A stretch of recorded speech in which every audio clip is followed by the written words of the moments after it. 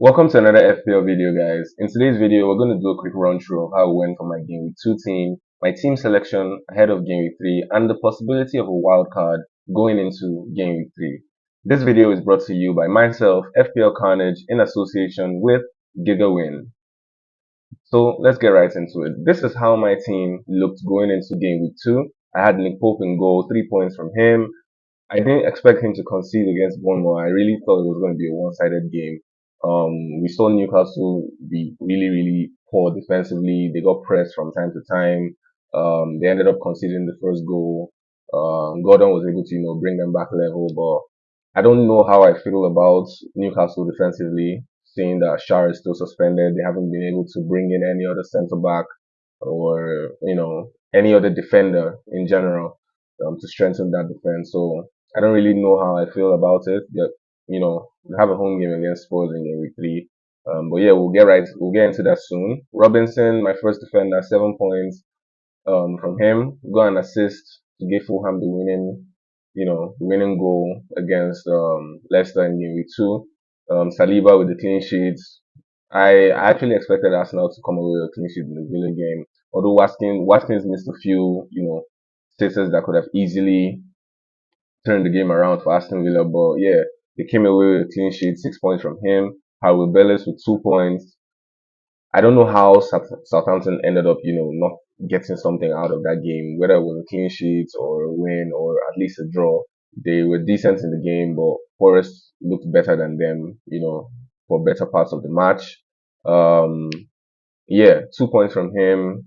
Nkunku, 1 point. It was really disappointing to see him come from the bench, really. Chelsea had scored 6 goals in the game and then he couldn't get, anything out of it. But it's one that I'm actually looking to transfer out. Oh yeah, 1 point from him. Gordon with 10 points. Got a goal, got 3 bonus points. Smith Rowe, got a goal as well. Got the first goal for Fulham. 3 bonus points for him as well. Mohamed Salah, a goal for Liverpool against Brentford. Um, got 3 bonus points as well. Ishak with 2 points. I don't know. He hasn't really returned as much as we were expecting. I mean, I know that a lot of managers got on the Ishak train due to, his good starting fixtures. He hasn't really lived up to the hype, but if you do have him, I would advise that you hold him for the game against Tottenham. He has a really decent record against them, so he he would likely get something eventually. He will get something. So Mateta, 2 points. I did bring in Mateta for Solanke towards the 9 minutes before the deadline. I don't regret it, but I feel like he should have gotten something out of the game. Crystal Palace and West Ham fixture are always is always a fixture that you can bank on both teams to return massively. It's always a 2-2, 3-3 fixture and stuff like that. But yeah, 2 points from him. Haaland, my captain, scored a hat trick. He has looked sharp, looked really good for the Man City side from preseason to the first game and now to the game against Ipswich. So yeah, 87 points all out from my team. Really good, good goal into the game week.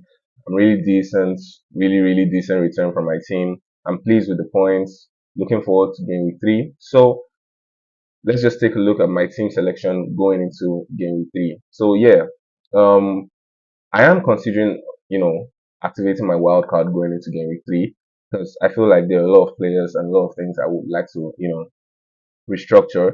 With Nkunku not nailed in the Chelsea team, I don't really feel comfortable having him, especially seeing that I'm not so comfortable with the people on my bench.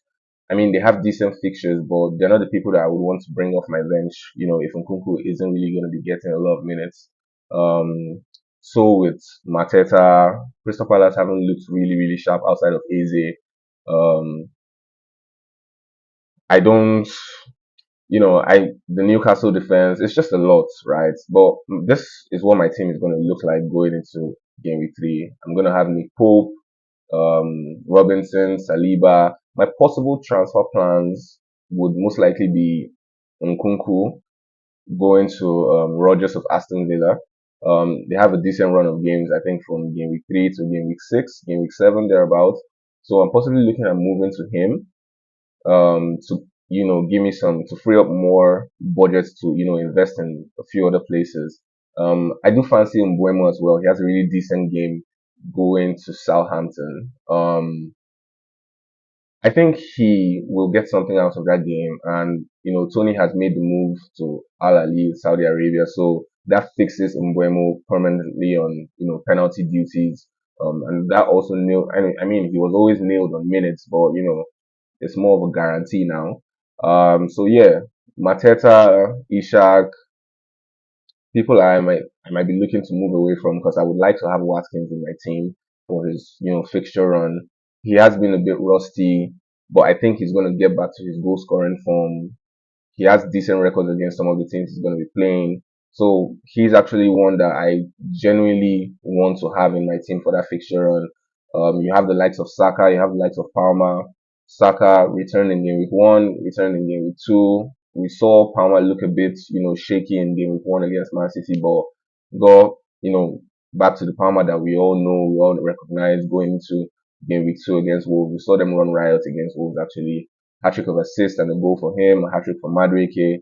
Also one that I could possibly recommend if you're looking for, route into the Chelsea attack, but he's still subject to rotation because as we all know, they have a lot of 6.5 midfielders within that range and like, they can be interchanged in those various positions. So Nkunku, Neto, Jao Felix, and Madueke, still a bit of rotation risk, but I do feel like Madueke has the better chance of nailing down that right wing position for himself. They play a home game to Crystal Palace, so if you're looking for someone that you could possibly move to from Nkunku, Madueke could be a person. You could go to Rowe. You can go to Leon Bailey. The options are endless, right? But yeah, I think it's important to have a Chelsea asset going into the next run of games. The fixtures, I think, up to game week 9 are quite good. So yeah, this is how my team is going to look. Haaland is going to most likely be my captain. I'm not so certain that I would want him to be my captain. I'm actually thinking of going for um a differential captain this week. But let's see how things go. He has a decent record against West Ham. His first goal, or rather his first brace actually was against West Ham when he came into Man City. So yeah, I'm actually looking at him. If I do decide to activate my wildcard going into game week 3, then I may be considering, putting my armband on someone like Palmer or someone like, Bukayo Saka. But for now, my captaincy is going to be on Erling Haaland. I am confident about the squad. Ishak can get something against Newcastle. Salah against Man U. I don't think he has scored more goals than any other side in the Premier League than he has, when he's faced Man U. Smith Rowe, gradually finding more form and he's playing for Fulham. They're also trying to protect him because, he just recovered from injury and they don't want to lose him so, quickly.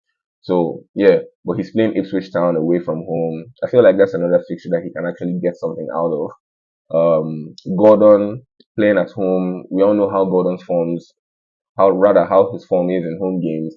Most of his points that he scored last season came from home fixtures.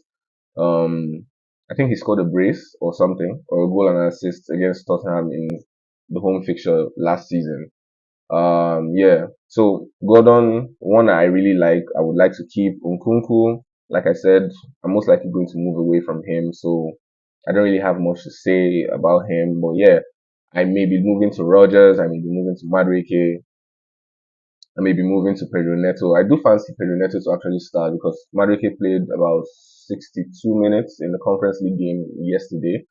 Um, but yeah, my third starting defender is going to most likely be Faiz of Leicester City. They're playing Aston Villa. Despite the fact that he scored in the previous fixture, doesn't really guarantee that he'll keep that goal scoring form. But Leicester haven't looked so bad defensively. So yeah, he'll be my third starting defender. My second starting defender is going to be Robinson away at Ipswich. I fancy him to continue the form he has been on. Saliba, definitely home game against Brighton. I don't see Brighton really scoring in that game, to be fair. I do believe Arsenal are going to come away with a win and with a clean sheet. Brighton have been known to concede a lot of set pieces as well, so we may see Saliba get some potential attacking returns from set pieces there. And then you have Nick Pope defensively for Newcastle against Tottenham. I do know that they are going to concede, but what I feel is that definitely it's not going to be such an easy game for either one of the teams, whether it's Newcastle or Tottenham. I just do fancy Pope to get a few, save points from that game. So yeah, he's going with my goalkeeper going into the game. So basically, this is what my squad looks like for game week three.